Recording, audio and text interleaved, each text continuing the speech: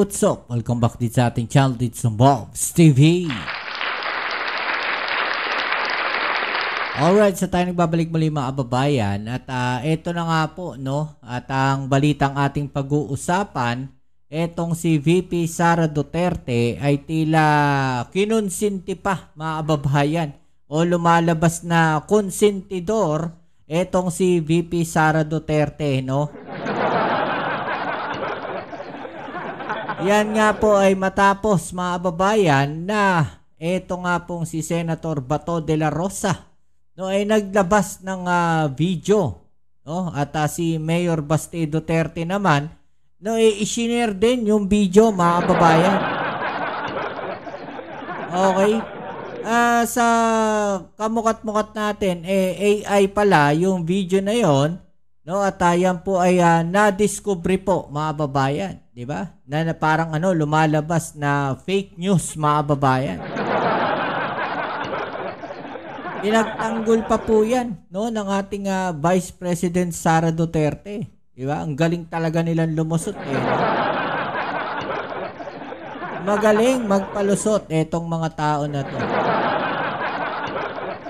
Okay, so kayo ba mga kababayan, no? Ano sa palagay ninyo? No? Tama ba, no, ang ginawang pagtatanggol ng ating VP Sara Duterte dito po sa isinare na fake na AI video ni Senator Bato de la Rosa, no? Kung sila ay ayaw sa fake news, pero yung pag sila maglalabas, okay lang sa kanila, hindi naman natatama yun. No, parang yan propaganda yan mga kababayan. Pagka pabor sa kanila, okay yan. Pero pagka hindi pabor sa kanila, fake news yan.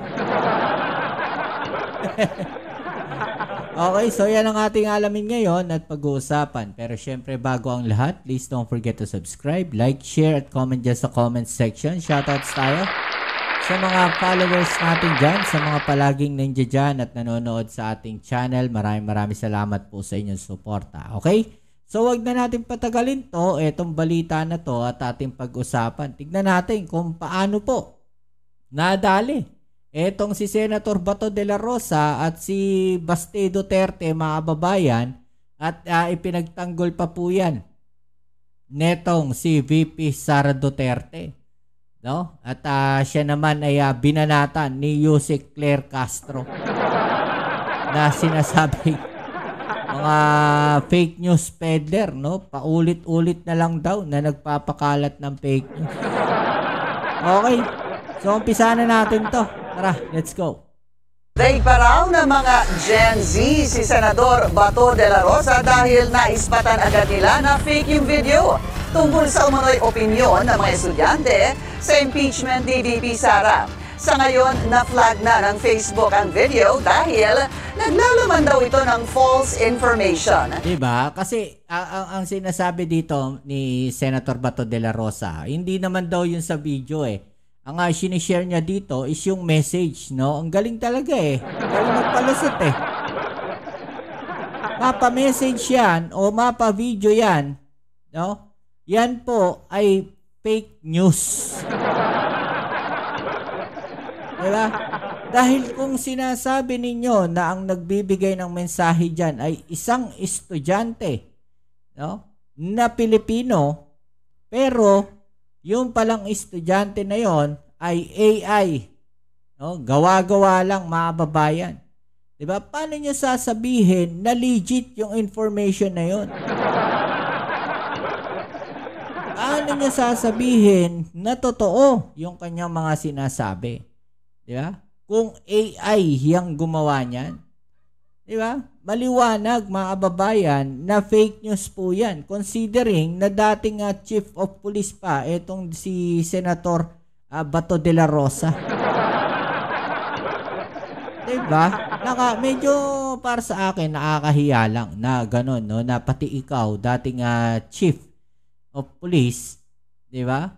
Ng PNP, tapos senador ka, tapos naniniwala ka sa AI? Masaklap dun, isinare niya pa mga kababayan at isinare pa ng isang mayor. Diyos me. Diba? Pero paano nga ba malalaman kung AI-generated ang isang video? Narito ang agenda report ni Hanati. Maging senador, hindi immune sa AI deception. Nitong weekend, nag-share ng post si Senator Bato de la Rosa mula sa isang FB page na ay grabe sa video. Ayan, no? Kitang-kita, oh. Oh, na AI siya, mga babayan, no? Diba? E di umamin din sila, no? Na AI nga lang yung video na yon. Parang inamin na rin nila. No? Parang inamin na rin nila na nagpapakalat sila ng mga maling informasyon. Kawawa sa kanila. Desperado na ba tong mga to? Eh sigurado yung mga obob na mga nasa kabilang parlor maniniwala po dyan. Diba? Obob nga eh. Diba? Obob nga eh. Uto-uto nga eh. Mga estudyanteng tila dinedepensahan si VP Sara sa impeachment. Umabot agad ito sa milyong-milyong views. Pabor ka ba sa impeachment ni VP Sara? No. Bakit? Because it is obviously politically motivated. Sabi ni De La Rosa, maganda raw na gets ng mga kabataan ang issue at hinikayat pa ang ilang mga grupong makinig sa kanila. Kahit si Davao City Mayor Baste Duterte, shinare ito at sinabing may suporta sila ng Gen Z. Pero mabilis din ang bila ng netizens. Anila, may signs of AI ito. Sabi ni Engineer Joshua Ivan Pagyo na dating bahagi ng UST Faculty of Engineering at ngayon tech creator ng Exitech Solutions. Obvious ang pagiging AI-generated ng video. For some weird reason, while he's handling the microphone, there's been some distortion on the hand, which is unnatural. Di rin daw mabasa ng maayos ang text at logo ng school sa uniform ng mga estudyante kahit high definition ito. Unreadable pati ang plate numbers at signages sa likod ng interviewees. Well, most of us are aware of how the Philippines vehicular plate numbers do look like. When have you seen one that looks like that on a video? Para kay Attorney Jesus Falsis, tila alam ni De La Rosa na peke ang post. Anya, parang extension daw ng fake news tactics ito na nasimulan noong 2016. Ang pagsisimula ng termino ni dating Pangulong Rodrigo Duterte. Punali ng pinaabot ni House Deputy Minority Leader Raul Manuel. Dinaig pa raw ng mga kabataan si De La Rosa na anyay natutukoy ang isang AI-generated video. Yun ang masakit dun eh. Dinaig pa ng mga kabataan. Diba? Oh, ito ano sabi dito, no? Sabi ko, Dexter Lim. Oh. Ito po ay sagot ni Ronald Bato de la Rosa, ni Senator Bato. Dexter Lim, sabi ko, kung AI man yan, may punto ang gumawa.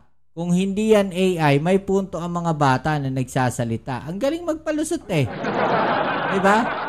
Either way, the point is very clear and I agree with that point. I am agreeing to the message, not to the messenger. AI man yan na video or a written post, still I agree with the message that it conveys. Diba? Mali na nga, ipinagtatanggol nyo pa. Parang inamin ninyo, no, parang inamin nila na okay lang sa kanila, no, na magpakalat ng AI video basta pabor sa kanila yung mensahe. Pero kung hindi pabor sa kanila yung mensahe, mga kababayan, babatikusin nila yan. Ang punto natin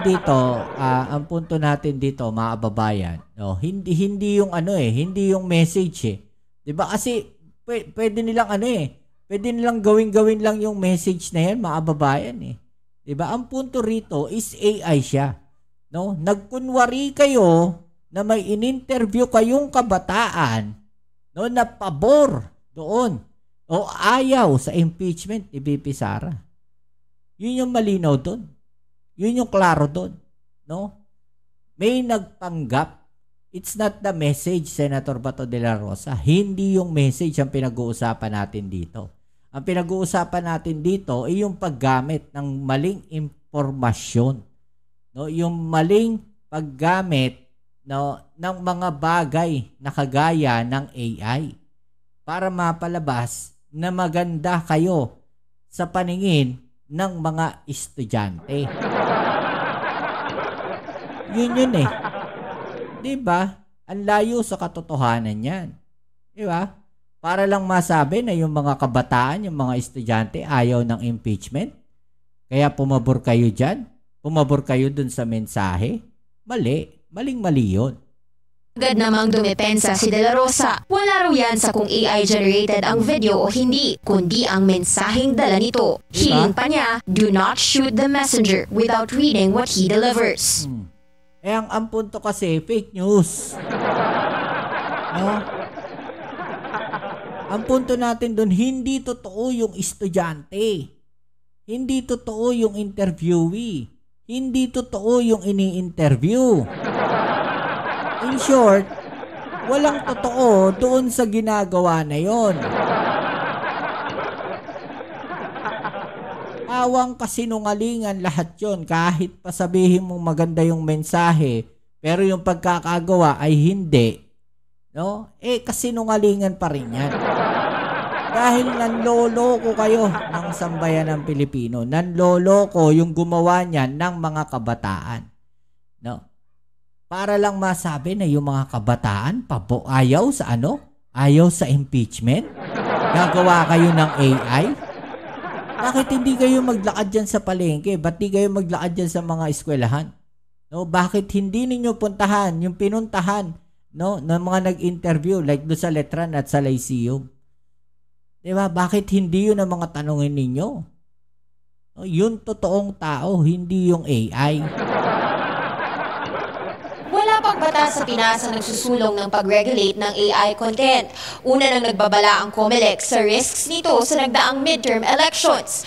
Pero para kay Engineer Pagyo, mas lalong delikado ito pagdating ng 2028 presidential Sigurado polls. yan. Thing is, once not everyone will have that ability. And they will be the ones who will be the most vulnerable as time progresses. And yes, that will be the most dangerous part of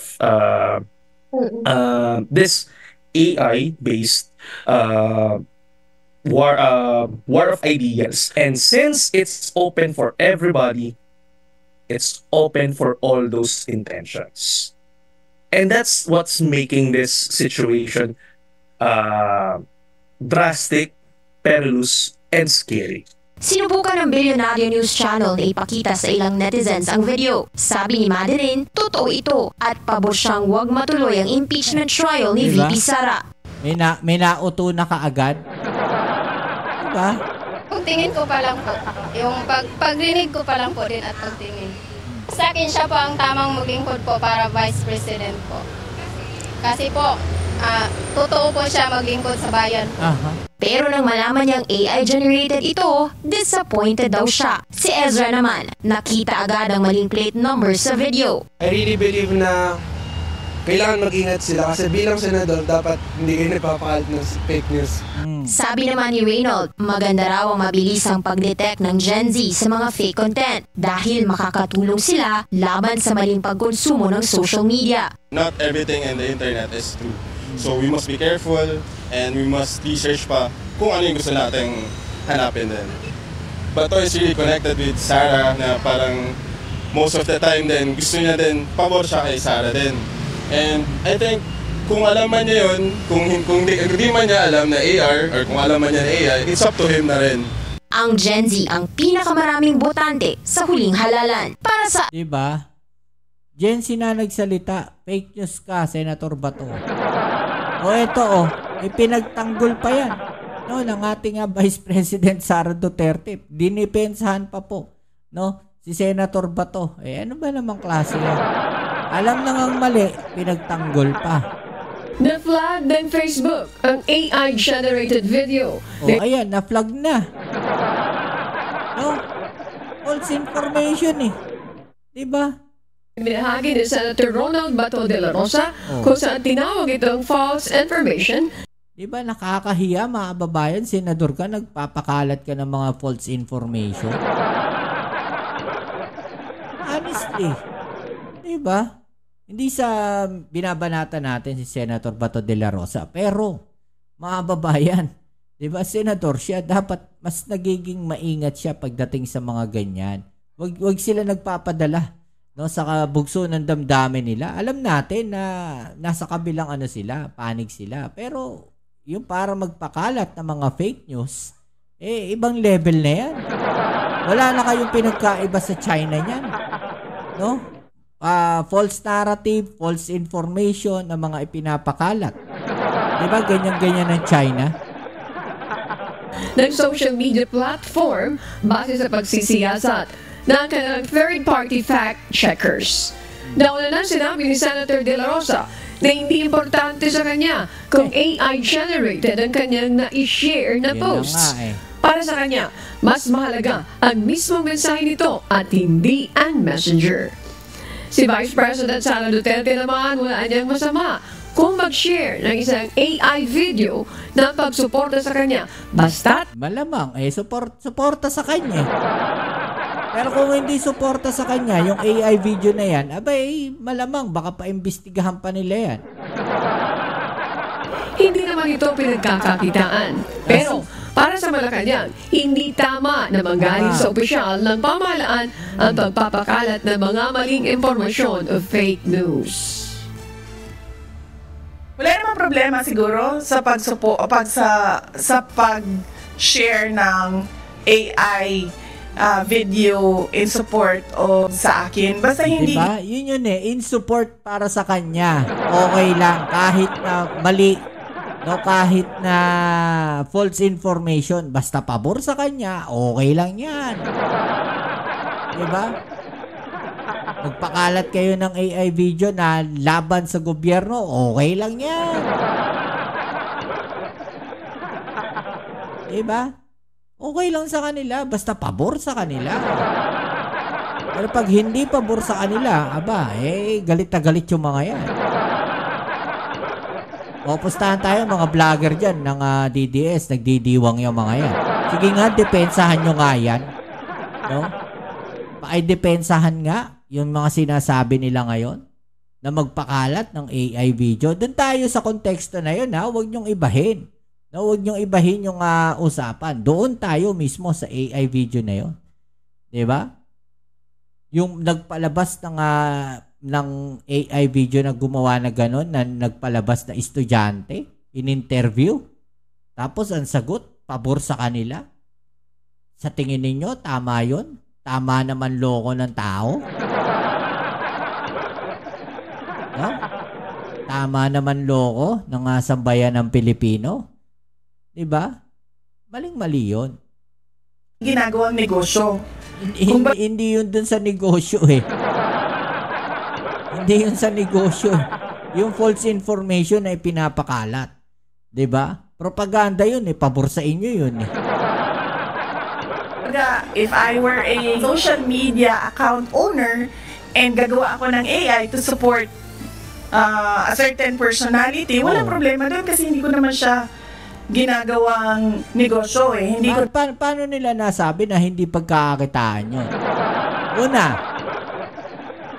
kung i-share yan sa Facebook, mga kababayan, magkakaroon ng followers yan. Diba? Pag nagkaroon ng followers yan, pwede niyang i-monetize yan. Lalo na nagkaroon na ng malaking views yan. Kung nagkaroon ng million views yan, no? Pwede na niyang i-monetize yan eh. Yung video na yan eh. Diba? So, paano nila nasabi kaagad na hindi pagkakakitaan? Kalokohan yun. Ano sabi nga nila? Lahat na lang ng Pilipino, no? Lahat na lang ng Pilipino sa Pilipinas na mayroong cellphone, mga vlogger na. Diba? Yan yung biruan ngayon eh. O, paano ninyo sasabihin, paano kayo nakakasiguro na hindi pagkakakitaan yan? Aber? Ito naman binibenta sa mga tao yung produkto ko eh. Binibenta yun dahil nasa social media eh. Iba yung pagbebenta ng produkto. No, yun yung mismong product, yung video na yun.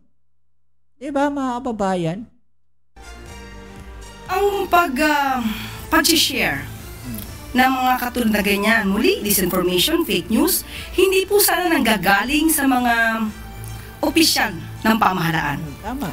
Nakakaduda, mas nakakawala ng tiwala kung mismo sa matataas na opisyal nanggagaling ang mga disinformation at fake news. Di ba mga kababayan? Ang pangit eh. Di ba? Tama naman yung sabi dito no, ni Yusek Claire. Ang pangit tignan pagkagaling pa no, sa mga taong nasa matataas na posisyon ang nagpapakalat ng disinformation at naloloko ng mga ganitong klaseng video. Di ba? O ano masasabi ninyo dyan mga babayan? Paki-comment na lang po sa ibaba niyo mga opinion at atin yung pag-usapan. Alright? So yan muli, kita-kits tayo sa ating next video upload. Ito ang inyong Kuya Mobs, it's a Mobs TV. Peace. Amen.